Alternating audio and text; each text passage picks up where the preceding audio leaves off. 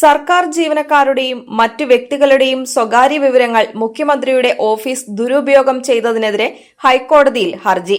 സർക്കാർ ജീവനക്കാർ സ്പാർക്കിൽ നൽകിയ വിവരങ്ങളിൽ നിന്നും നിയമവിരുദ്ധമായി ഫോൺ നമ്പർ ശേഖരിച്ച് സർക്കാരിന്റെ തെരഞ്ഞെടുപ്പ് പ്രചാരണത്തിനായി ദുരുപയോഗിച്ച മുഖ്യമന്ത്രിയുടെ ഓഫീസിന്റെ നടപടിക്കെതിരെയാണ് ഹൈക്കോടതിയെ സമീപിച്ചത്. കഴിഞ്ഞ ദിവസമാണ് കേരളത്തിലെ സർക്കാർ, അർദ്ധ സർക്കാർ വകുപ്പുകളിലെ ഉദ്യോഗസ്ഥർക്ക് മുഖ്യമന്ത്രിയുടെ ഓഫീസിൽ നിന്നും തെരഞ്ഞെടുപ്പ് പ്രചാരണത്തിന്റെ ഭാഗമായുള്ള സന്ദേശം ലഭിച്ചത്. DA വർധന, ശമ്പള പരിഷ്കരണം, വീട് വായ്പ തുടങ്ങിയ ഉദ്യോഗസ്ഥരെ സ്വാധീനിക്കാൻ സാധ്യതയുള്ള കാര്യങ്ങളായിരുന്നു സന്ദേശത്തിൽ ഉണ്ടായിരുന്നത്. സർക്കാർ ഉദ്യോഗസ്ഥർക്ക് മാത്രമല്ല, സർക്കാരിന്റെ സേവനങ്ങൾക്കായി രജിസ്റ്റർ ചെയ്തിട്ടുള്ള വ്യക്തികൾക്കും സംരംഭകർക്കും സമാന പ്രചാരണത്തിന്റെ ഭാഗമായി സർക്കാർ പുതുതായി അനുവദിച്ച ആനുകൂല്യങ്ങൾ അറിയിച്ചുകൊണ്ടുള്ള സന്ദേശങ്ങൾ ലഭിച്ചു. വ്യക്തികളുടെ ഫോൺ നമ്പറും മറ്റു വിവരങ്ങളും അവരുടെ അനുമതി കൂടാതെ ശേഖരിച്ചാണ് ഈ പ്രവൃത്തി നടന്നതെന്നും ഇത് സ്വകാര്യതയുടെ ലംഘനമാണെന്നും ഹർജിക്കാർ ആരോപിക്കുന്നു.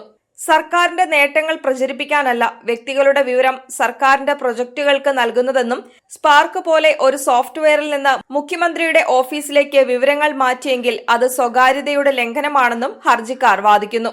സുപ്രീം കോടതി വിധിക്ക് വിരുദ്ധമാണ് സർക്കാർ നീക്കമെന്ന് ഹർജിയിൽ ആരോപണമുണ്ട്. പൗരന്റെ സ്വകാര്യത സംരക്ഷിക്കാൻ ഉത്തരവാദിത്തമുള്ള സർക്കാർ വിവരങ്ങൾ ചോർത്തി ഒരു രാഷ്ട്രീയ പാർട്ടിയുടെ തെരഞ്ഞെടുപ്പ് നേട്ടത്തിനായി ഉപയോഗിക്കുന്നത് തികച്ചും നിയമവിരുദ്ധമാണെന്നും ഹർജിയിൽ പറയുന്നു. കാലിക്കറ്റ് യൂണിവേഴ്സിറ്റി സിൻഡിക്കേറ്റ് അംഗവും മലപ്പുറം KTM കോളേജ് അസോസിയേറ്റ് പ്രൊഫസറുമായ doctor P. Rasheed Ahammed, government secretariat ഉദ്യോഗസ്ഥനായ അനിൽകുമാർ KM എന്നിവരാണ് ഹൈക്കോടതിയിൽ ഹർജി ഫയൽ ചെയ്തത്. ഹർജി കോടതി നാളെ പരിഗണിക്കും.